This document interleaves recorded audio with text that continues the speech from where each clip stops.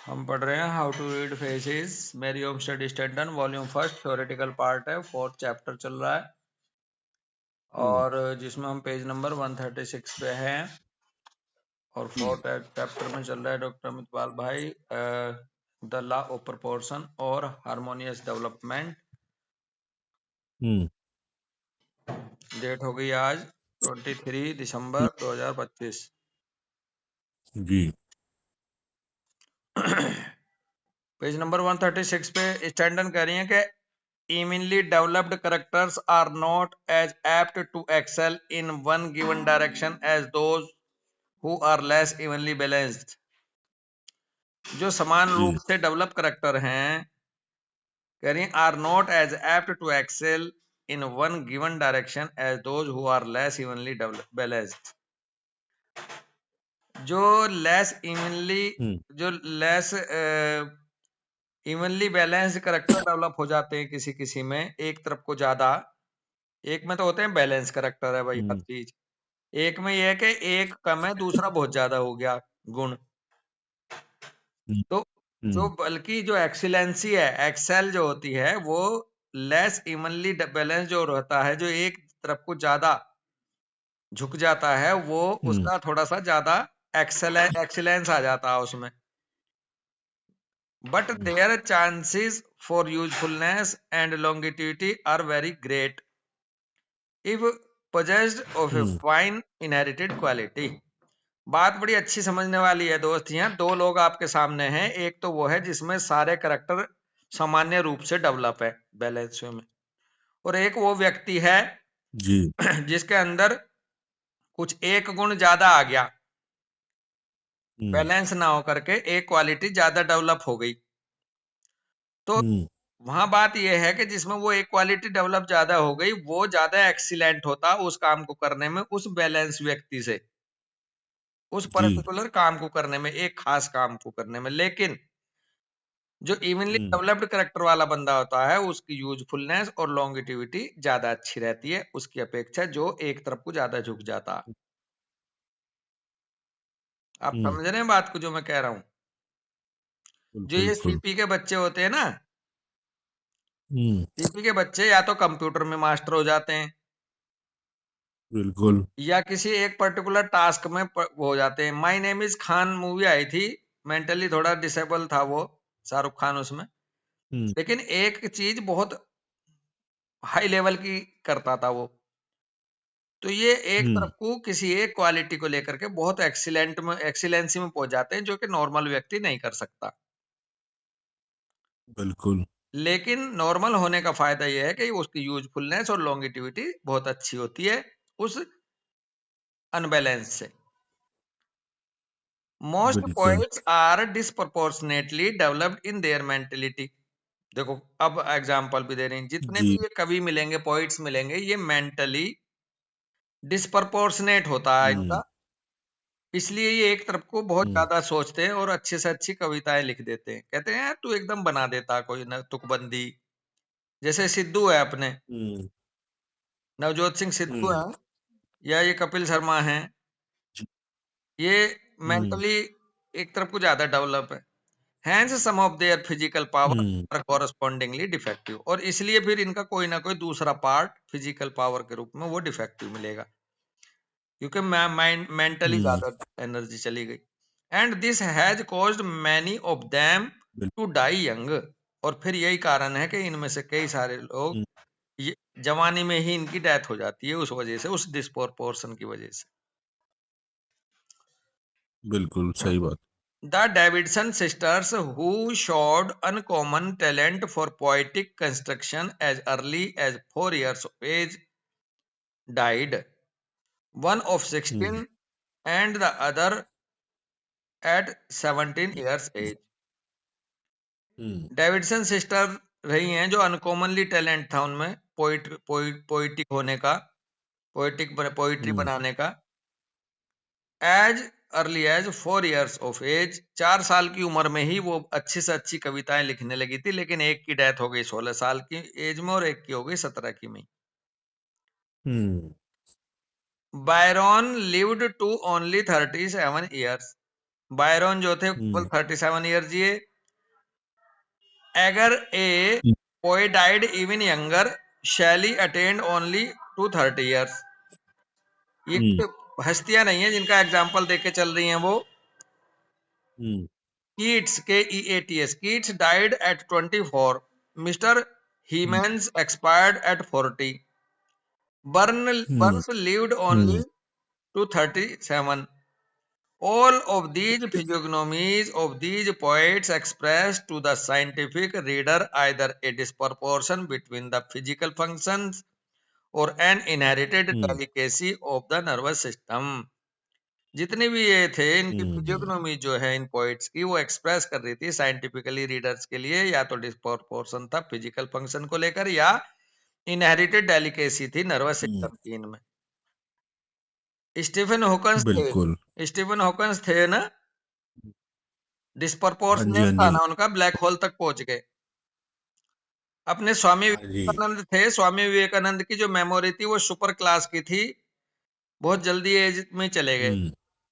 हमारे आदि शंकराचार्य थे, चारों पीठ हाँ जी। स्थापित करके बहुत अर्ली एज में चले गए। हम्म, आपको अगर ध्यान आ रहा होगा तो एक एनाटॉमी की बुक है, ग्रेस एनाटॉमी। ग्रेज हाँ जी, ग्रेस ग्रेज एनाटॉमी एनाटॉमी है, बहुत सबसे जल्दी। मोटी बुक है अपनी मेडिकल लाइन में वो एनाटॉमी। उनका जो जी। ऑथर था 27 साल की उम्र में पीएचडी वीएचडी कर करा हम्म, ग्रेस लिख के उसकी डेथ हो गई थी 27 साल में। अगर आप उस बुक हाँ को जी, देख लें तो वो मतलब पन्ने भी नहीं पलट पाता होगा कोई पूरी जिंदगी में उसके, इतनी मोटी बुक है, इतनी मजबूत बुक। बिल्कुल। तो ये जी, कई एग्जाम्पल बार है। उठाई हमने और वापस। हैं भैया? मैं कह रहा हूँ कई बार उठाई मैंने और कई बार उतनी बार ही वापस ही रख दी है। वापस रख देता थोड़ी है बहुत इंसान, पढ़ के। बहुत सही कह रहे हो आप, यही मेरे साथ भी रहा।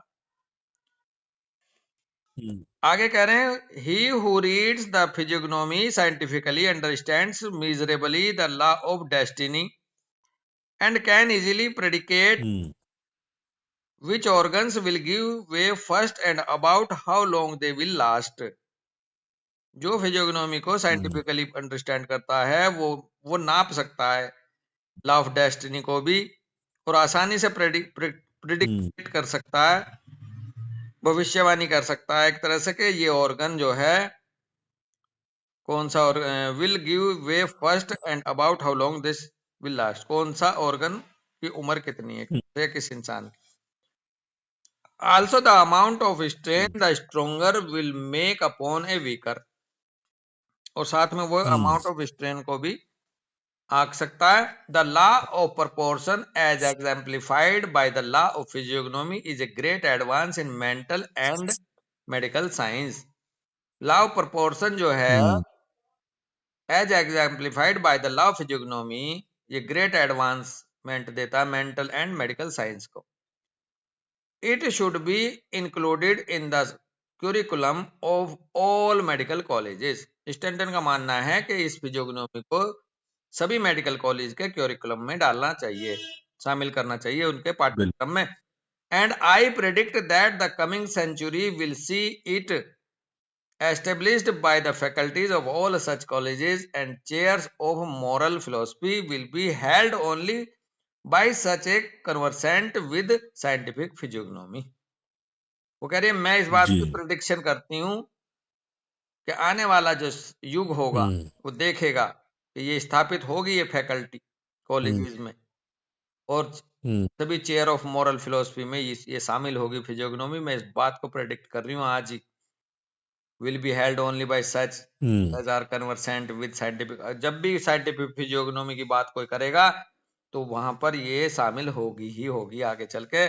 Levator predicted that a system of scientific physiognomy would be formulated within this century, and behold it is hair.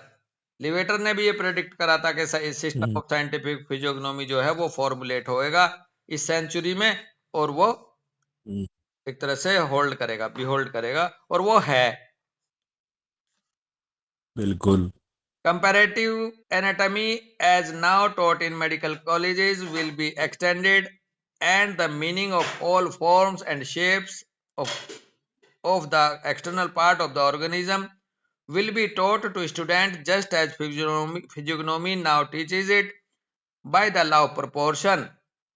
आज की डेट में एनाटॉमी को पढ़ाया भी जा रहा लॉ ऑफ प्रोपोर्शन के तहत. And student will then be able to बिल्कुल। diagnose the power of the lungs or liver by the outline of the forehead. और फिर मेडिकल जो स्टूडेंट है वो अगर इसको पढ़ाया जाए, एक भाव ये भी है, तो वो डायग्नोज कर सकते हैं कि फेफड़े की कितनी मजबूती होगी इस इंसान में, फोरहेड की कितनी मजबूती होगी, ओ सॉरी लंग्स की और लीवर की, फोरहेड को देख के पता कर लेंगे. फॉर द रिट्रेटिंग और ही फोरहेडेड sorry, for the retreating forehead ever denotes an active liver, while a straight full forehead rounding out of the highest part indicates the supremacy of the heart and venous system over the arterial system. बहुत अच्छा point दे भी दिया हमारी जानकारी के लिए. कह रहे हैं कि जो फोरहेड पीछे की तरफ को जाता है ना, झुकता हुआ, वो तो दिखाता है कि इसका लीवर बहुत अच्छा मजबूत है. और जिसका सीधा होगा माथा, फोरहेड, या फिर आगे को राउंड होगा, वो इस बात का इशारा है कि इस आदमी का हार्ट बहुत मजबूत है. और वीनस सिस्टम पे हार्ट, वीनस और सिस्टम और ओवर द आर्टीरियल सिस्टम जो है वो सुपरमेसी है आर्टीरियल सिस्टम पे, किसकी? हार्ट की और वीनस सिस्टम की, जिसका आगे की तरफ राउंड रहे. Other shapes and outlines of the forehead convey each a different and distinct meaning, which the law of proportion teaches, and which will be found by the great mental power is, after quality, right proportion in all bodily parts, and this proportion can be discovered in the physiognomy as well as in the body. सारा का सारा भाव यहाँ यही है. बिल्कुल. फिजियोग्नोमी अगर अच्छी रहेगी, उसमें डिस्कवर किया जा सकता है बॉडी का हर एक फंक्शन, हर एक ऑर्गन की ताकत, हर एक सिस्टम, हर एक कैरेक्टरिस्टिक. इसलिए ये कहा उन्होंने कि इसको मेडिकल कॉलेज में शामिल करना भी चाहिए. तो ये था भैया, यहीं रुकेंगे सही आज. बात है. हैं जी? होम्योपैथिक कॉलेज में तो बिल्कुल करना चाहिए होम्योपैथी में इसको. तो जरूर जरूर जरूर आना चाहिए, बिल्कुल.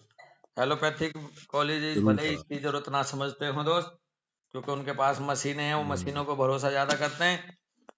अदरवाइज क्लिनिकल डायग्नोसिस के लिए सबसे अच्छा, दो तरह की डायग्नोसिस होती है, क्लिनिकल डायग्नोसिस और पैथोलॉजिकल लैब डायग्नोसिस. किसी बहुत बड़ा वो था आईएमए का कोई प्रेसिडेंट, कभी इनका आईएमए वालों का, ऑल ओवर द वर्ल्ड कह लो या ऑल ओवर द इंडिया कह लो, इंडिया में ही आईएमए तो इंडिया में ही होगी. उसने ये कहा था कि 80% आपको केस क्लिनिकल में बैठे बैठे पता चल जाना चाहिए कि इसको ये प्रॉब्लम है. 20% ही लैब में भेजने चाहिए, लेकिन दुर्भाग्य ये है कि 20% क्लिनिक पे चेक करते हैं और 80% को भेज रहे हैं लैब में. ये उनका बड़ा लैब में. दुख था कई साल बिल्कुल. पहले कि ये कट मनी के चक्कर में जिनको क्लिनिक पे डायग्नोज कर सकते थे उनको भी लैब में भेज देते हैं, ताकि लैब वालों से पैसा आए कटिंग का. बिल्कुल. और भैया बिल्कुल. क्लिनिकल डायग्नोसिस बहुत मजबूत हो जाएगी उस बंदे की जो फिजियोग्नोमी का मास्टर होगा, है ना? बिल्कुल जी. बिल्कुल. बिल्कुल सही चलो कह रहे हो आप. यही रुकते हैं दोस्त. राम राम भाई. राम राम भैया. राम राम.